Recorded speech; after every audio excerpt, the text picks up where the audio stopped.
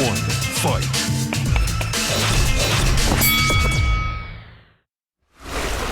안녕하세요. 박종훈의 경제한방입니다. 이 최근 들어서 물가가 들썩들썩 하는데요. 정말 때마침 정말 적확한 책이 나왔죠.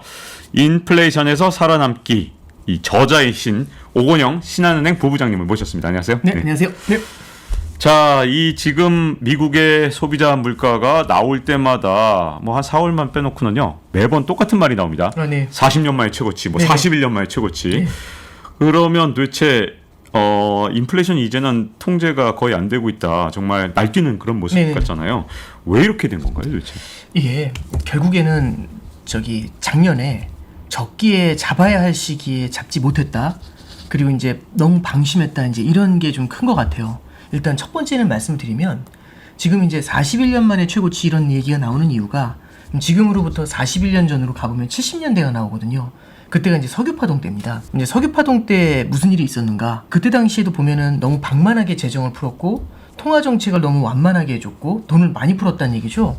그리고 이제 마지막으로 물가가 올라올 때도 되게 중앙은행이, 물가의 파수꾼이라는 중앙은행이 그때 너무 방만한 태도를 보였어요. 물가가 올라간 게 왜 우리하고 상관이 있냐? 왜냐하면 이제 그때는 중동전쟁 때문에 석유파동으로 국제유가가 오르면서 물가가 오르는 면도 있었거든요. 그랬더니 그때 당시 연준 의장이 아서번즈라는 분이었는데 그분이 이제 그런 얘기를 해요. 아니 유가가 올라가지고 그리고 식료품 가격이 올라가지고 물가가 오르는 걸 중앙은행이 어떻게 하라는 얘기냐? 이제 그런 얘기를 하는 거죠. 그래가지고 그때 당시에 그렇게 이제 중앙은행이 금리를 올려야 될 때 물가가 올라서 그때 그걸 이제 포기를 하게 돼요. 그러면서 이제 거대한 인플레이션이 만들어졌거든요. 그럼 70년대는 왜 그랬을까라고 생각을 해보면 70년대의 문제는 또 그 앞으로 가요. 왜냐하면 2차 세계대전이 45년에 끝났고 1950년대 초에 한국전쟁이 끝났습니다. 한국전쟁이 끝난 이후에 큰 전쟁은 없었고 그때 당시 전쟁터에 갔었던 사람들이 돌아오고 전쟁 과정에서 발달한 기계기술 이런 것들이 생산성을 높이기 시작을 해요. 그럼 낮은 비용에 더 많은 제품들, 더 좋은 제품들을 생산하게 되잖아요. 가성비가 좋은 제품들. 그러면서 전 세계적으로 1950년대, 60년대에 자본주의의 황금기를 겪습니다. 일단 성장은 굉장히 탄탄히 나오는데 생산성이 워낙 높으니까 과학기술의 발전으로 물가가 안 올라요. 그러면서 이제 1960년대 중반까지 인플레이션이라는 건 사라진 것처럼 보였습니다. 그러다 보니까 1960년대 중반 이후에 베트남 전쟁에 패전하고 미국의 코너에 몰리니까 그때 당시에 대통령이었던 린든 존슨이 얘기하는 거죠. 아 이거 우리 미국이 자본주의의 메카인 우리 미국이 소련보단 잘 살아야 되는 거 아니냐. 그러면서 위대한 사회라는 얘기를 하면서 재정 지출을 크게 늘리기 시작을 해요. 그러면서 재정 지출이 늘어나고 닉슨 대통령 이후에 근본이자라는 걸 폐지를 하고 그리고 중동 전쟁이 터지고 굉장히 큰 인플레이션이 나타났는데 앞서 말씀드린 것처럼 그때 당시 연준은 그걸 내깔려 놔둡니다. 왜? 인플레이션을 그 지난 10년 이상 본 적이 없으니까요. 방심했던 거죠. 그래서 그 거대한 인플레이션이 만들어진 겁니다. 왜 이 지루한 얘기를 왜 처음부터 다 해드렸냐면은 지금도 되게 비슷하죠. 글로벌 금융 위기 이후에 제대로 된 인플레이션이 나타난 적이 없어요. 그러니까 인플레이션이 나타날만 하다가 사라지고 나타날만 하다가 신기루처럼 사라지니까 이게 모두가 다 생각한 거죠. 인플레이션은 이제 우리의 역사 속에서 사라진 것인가? 오히려 일본식의 디플레이션을 두려워했습니다. 그러다 보니까 코로나 사태 당시에도 그 엄청난 돈을 퍼부은 거거든요. 그러면 그렇게 큰 돈을 퍼부으면서 물가가 올라오는 압력이 커졌을 텐데 그럼 중앙은행에 나서서 잡아줘야 되는데 몇 차례 봤거든요. 물가 오른다 해가지고 금리 인상할까 하는 순간 사라지고 금리 인상할까 하는 순간 사라지고 이러니까 마치 양치기 소년을 보는 느낌이었던 거죠. 그러니까 인플레이션이 찾아오는 것 같으니까 아 이것도 양치기. 이건 일시적이야. 이 얘기를 했던 거죠. 그러니까 이걸 내깔려 놔뒀다는 표현입니다. 그러니까 70년대처럼 지금도 내깔려 놔두니까 이게 걷잡을 수 없이 강해졌다. 그래서 저는 꼭 말씀드리고 싶은 게 안이함이 굉장히 컸다라는 말씀 좀 첫 번째 좀 드리고 싶어요. 이번에 사실 연준에서 조금만 먼저 이걸 깨달았으면 이런 여러 가지 40년 만에 최고치 이걸 안 보지 않았을까 하는 생각이 좀 드는데요. 연준은 도대체 왜 일시적이라고 하면서 상황을 오판을 했던 걸까요? 첫 번째는 지난 몇 년 동안 금융위기 이후에 10여 년 동안 물가가 제대로 올라오는 걸 본 적이 없었던 거죠. 그걸 보면서 이번에도 올라오지 못할 거라는 그런 생각을 좀 강하게 했었던 것 같아요. 그 두 번째는 뭐냐면 지금의 이제 물가 상승세가 결국에는 이제 공급망의 이슈 때문이다라는 얘기도 많이 나오지만 공급망의 이슈만큼 중요한 게 수요의 폭발입니다. 수요가 크게 폭발을 했거든요. 그러면 수요의 폭발이라는 거는 돈을 캐시를 넣어준 거예요, 사람들한테. 경기 부양을 위해서 돈 써세요 하면서 캐시를 줬거든요. 그 캐시를 받은 순간 수요가 되는 거잖아요. 그러면 수요는 단기에 폭발해 버립니다. 바로 받는 그 순간 폭발하죠. 근데 문제는 뭐냐면 공급은 그렇게 빠르게 따라가지는 못하죠. 근데 이제 저처럼 교과서 보고 공부하는 사람들은 책 보고 책에 뭐라고 나오냐면 수요가 있는 곳에 공급이 있다는 얘기가 있어요. 왜냐하면 살 사람이 있으면 만들면 마진이 생기는 거지 않습니까? 네. 그래서 연준에서도 작년도 3월 달에 파월 의장이 기자회견에서 무슨 얘기를 하냐면 여러 가지 이슈를 얘기하면서 공급망의 이슈가 있다라고 하면서 작년 3월에 분명히 공급망을 언급을 해요. 근데 이 공급망이라는 게 지금 일시적으로 이렇게 공급망이 따라가지 못하는 거지 금방 이게 따라 마시는 순간에 그럼 수요와 공급이 같아지면서 물가 오름세가 이제 주춤해질 것이다. 그래서 수요가 터져 있고 공급이 따라가는 속도가 늦은 이 일시적인 이 순간 이것 때문에 일시적인 인플레가 나타난다. 이렇게 얘기한 거죠. 정리를 하면은 지난 10여 년 동안 인플레이션이 온 걸 본 적이 없고 되려 일본식의 디플레이션이 걱정이 되니까 나타났던 인플레이션에 대해서 이거 일시적이야라고 이건 가짜 인플레이션이야라고 생각했던 게 1번. 두 번째는 수요와 공급의 미스매칭으로 인해서 공급이 따라가는 속도가 느리니까 얘가 조만간 따라올 것이라고 되게 편하게 생각했던 거 2번. 이 두 가지가 문제가 좀 되지 않았나 싶습니다. 전 지금까지 최근의 역사를 보면 제일 아쉬웠던 게 이거예요. 레리 서머스가 지난해 경고를 했단 말입니다. 바이든 대통령이 1.9조 달러 돈을 더 푼다 그러니까 경기부양책으로 그렇게 돈 풀면 인플레 난다니까 제발 정신 차리고 풀지 마. 분명히 그랬단 말이죠. 이런 속학들의 경고를 특히 레리 서머스 같은 분들은 심지어 행정부에서 일도 했었는데 왜 이런 분들의 경고들을 안 들었을까요, 도대체? 조금만 이제 좀 뎁스를 좀 가져가서 말씀을 드리면 미국 경제가 사실상 이제 금융위기 이후에 15년도, 16년도부터 사실 미국 경제가 돌아서기 시작을 해요. 그러면서 이제 13년도엔 테이퍼링을 했고 15년도엔 기준금리 인상을 가져가고 그렇게 했었는데 문제가 있었던 거죠. 그때 당시에 15년도에 기준금리 인상을 할 때는 기준금리 인상을 한다는 뉘앙스만 비치자마자 전 세계가 파르르 떨었어요. 전 세계가. 그러면서 중국이 엎어지고 유로존 경제가 흔들리고 이러니까 그럼 이거는 영원히 저성장이다. 이런 생각을 하게 만드는 거거든요. 그래서 2016년도 말에 그때 당시 연준 의장이 지금 재무장관이죠. 옐런이 이제 그때 당시에 연준 의장이었어요. 옐런 지금 재무장관이 그때 당시 뭐라고 얘기하냐면 전 세계적으로 결국에는 지금의 사태를 해결하기 위해서는 고압 경제가 필요하다는 얘기를 합니다. 그랬었죠. 이 고압 경제가 필요하다는 얘기는 뭐냐면 이 고압 경제라는 게 그냥 간단하게 말하면 사람들이 물건을 안 사요. 사람들이 이제 굉장히 저성장이다 보니까 소득이 없어서 물건을 안 사요. 그러면 생산업자들 입장에서도 잠깐 물건 사려는 수요가 생겨도 야 이거는 페이크야. 금방 또 안 살 거야 라고 해서 생산 라인을 늘리지도 않고 기술력 개발을 위해서 R&D를 하지도 않아요. 굉장히 신중해지는 거거든요.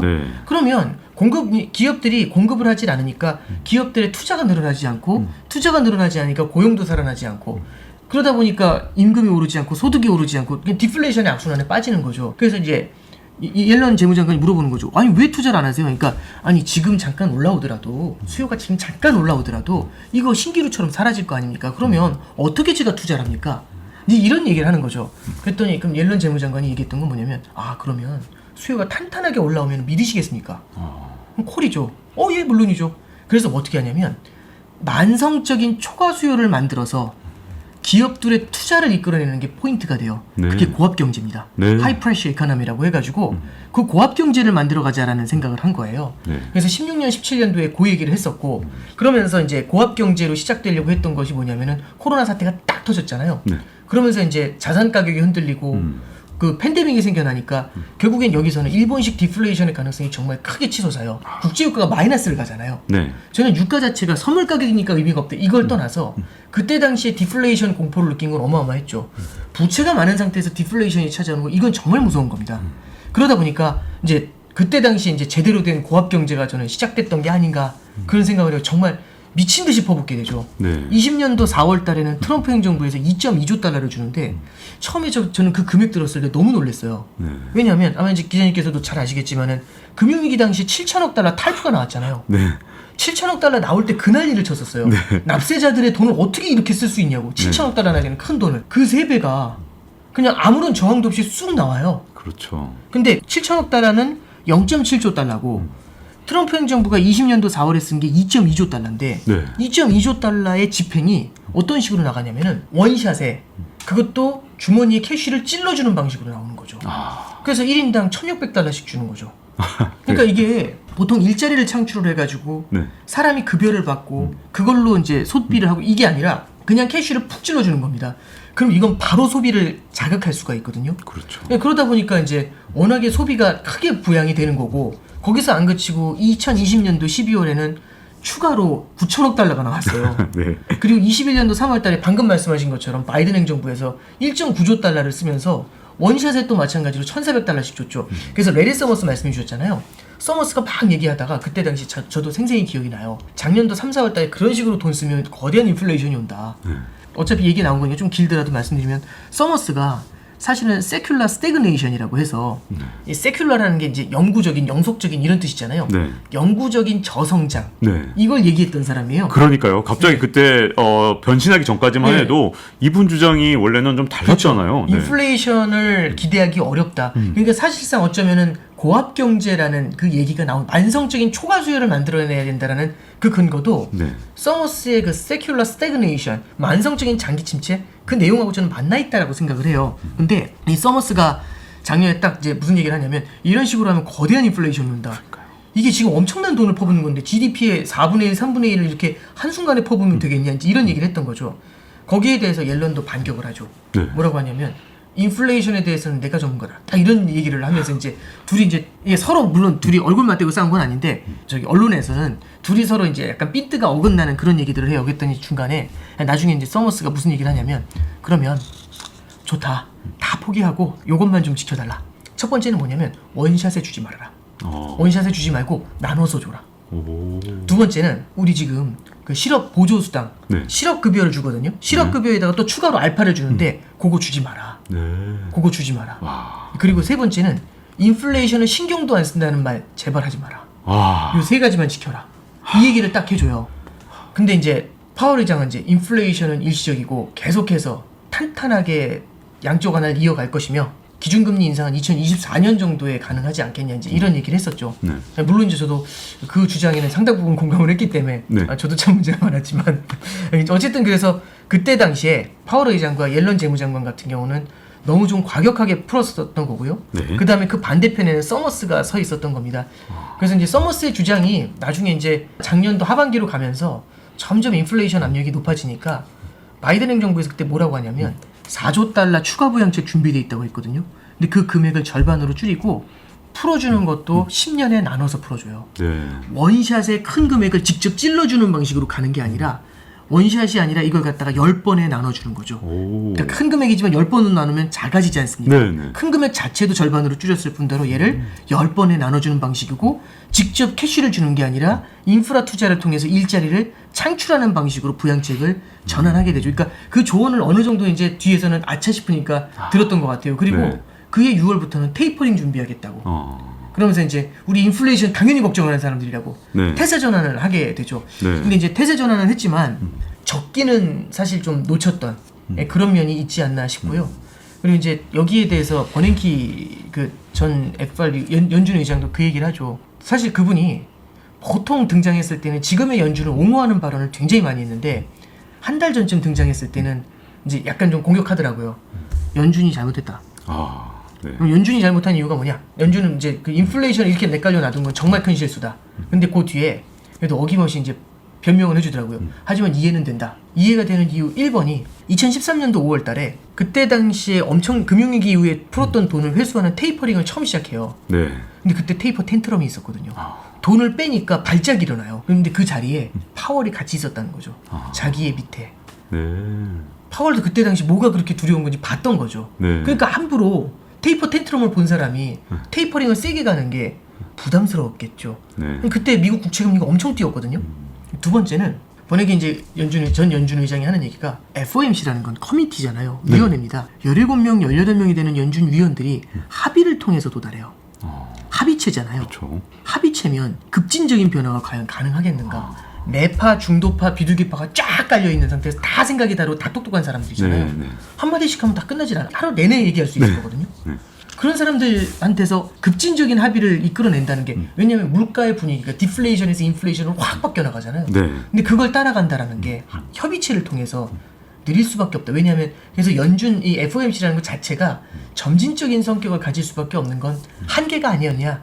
이제 그렇게 이제 옹호는 해주지만 어쨌든 인플레이션에 대해서는 막지 못한 것에 대해서는 분명히 이제 추궁을 하는 그런 모습을 보였습니다. 그래서 이제 서머스나 이제 이런 여러 석학들이 했던 경고에 대해서 연준이 사실 아까 말씀드렸던 것처럼 아니했던 면이 좀 컸던 것 같아요. 네. 네. 저의 경우는 사실 제가 인플레이션 온다고 주장을 해도 안 믿으시길래 작년에 계속 제가 누굴 인용했냐면 서머스도 그랬다. 제 말을 좀 믿어주시라 이런 적이 되게 많았기 때문에 제가 서머스를 정말 많이 팔아먹었었습니다. 작년에. 서머스를 좀 파니까 좀 얘기가 되더라고요. 작년에. 근데 문제점은 역사를 뭐 돌이킬 수는 없지만 연준이 이것만은 안 했다면 인플레가 안 왔다 할 만한 것들이 좀 있을까요? 뭐 아니면 좀 빨리 했으면 좀 괜찮았을 것이다.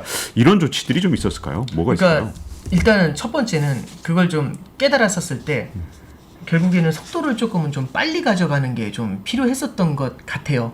그리고 속도를 빨리 가져가는 것도 중요하지만 그 앞에서는 또 어떤 게 문제였냐면 이제 그 파월 의장이 했던 명언 중에 뭐냐면은 금리 인상 등은 아예 상상조차 하지 않는다라는 이제 그런 표현을 2020년도 말했어요. 그러면서 강력한 경기 부양책을 계속해서 이어가겠다라는 얘기를 했었거든요. 네네. 사실상 인플레이션이 약간씩 태동하고 있는 상태에서 굳이 그렇게까지 강하게 말할 필요가 있었을까? 그러니까 서머스가 경고한 것 중에 맨 마지막에 뭐냐면 하지 말라고 했던 것 중에 인플레이션은 신경도 안 쓴다는 얘기 하지 마라.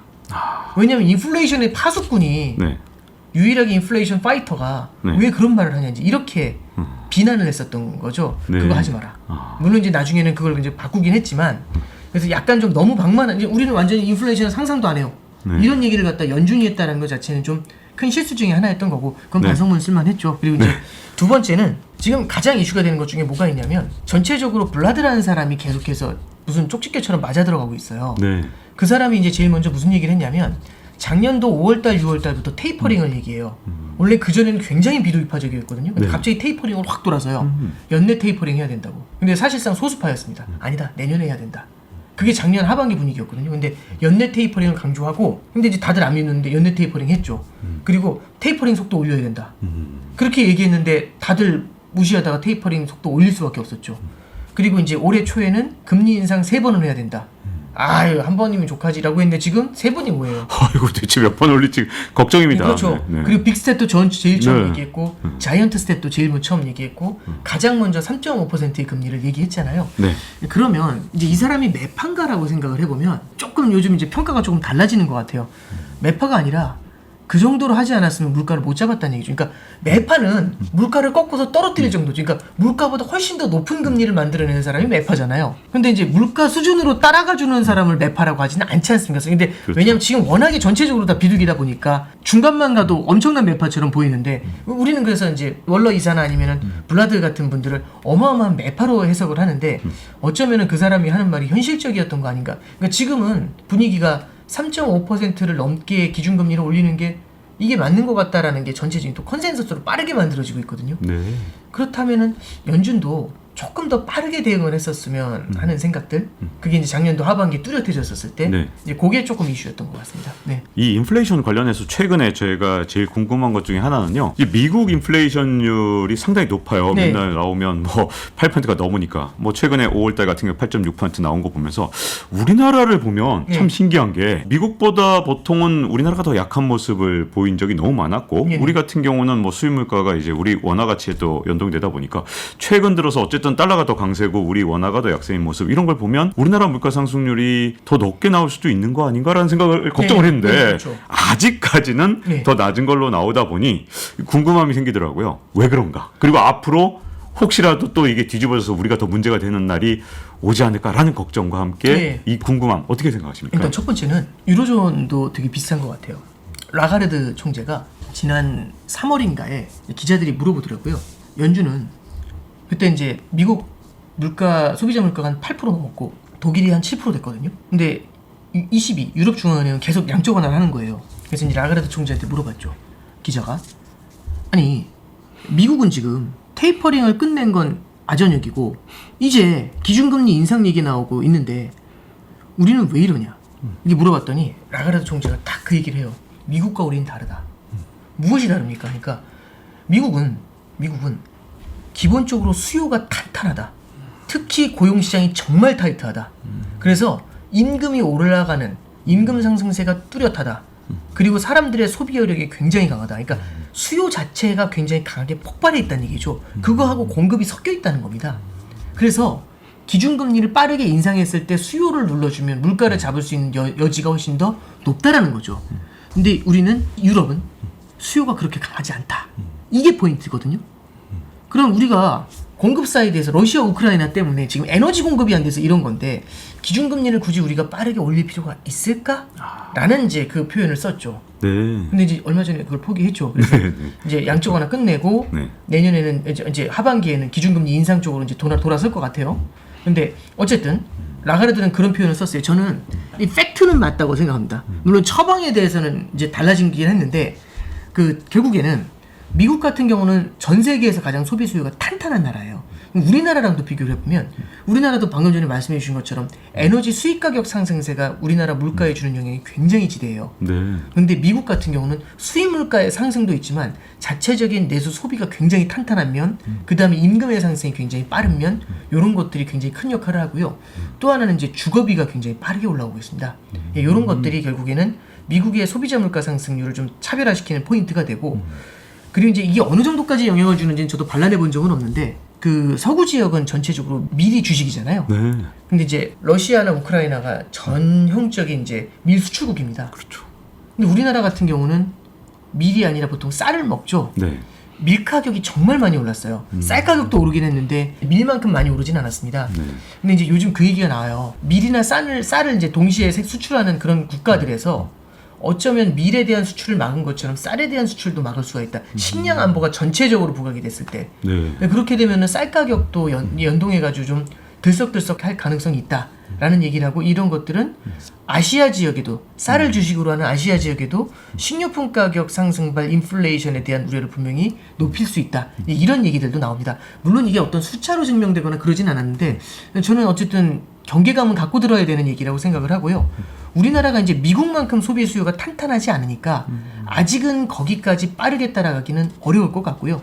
다만 이제 그 앞서서 말씀드렸던 것처럼 만약에 국제유가가 답 없이 뛰어 올라가잖아요. 그러면 미국은 달러가 강세인데도 그걸 받아들이고 있는데 우리나라는 원화가 약세인 상태에서, 우리나라 무역수지 적자가 일어난 상태에서 유가의 상승을 계속해서 받게 되면은 이 경우에는 우리나라 이제 수입 물가발 인플레이션이 조금 더 세게 올라올 가능성, 요거는 좀 열어둘 필요가 있을 것 같습니다. 네. 자, 이렇게 말씀을 듣다 보니까 이제 궁금한 건 연준에서 이제 급하게 여러 가지 조치들을 취하고 있기 때문에 연준이 과연 실패를 만회할 수 있을까? 이 부분일 것 같은데요. 다음 편에서 여기에 대해서 좀 더 자세히 여쭤보도록 하겠습니다. 자, 잊지 말고 좋아요, 구독, 알림 설정 해주시면요. 다음 편에 뵙도록 하겠습니다. 감사합니다. Round 1, fight.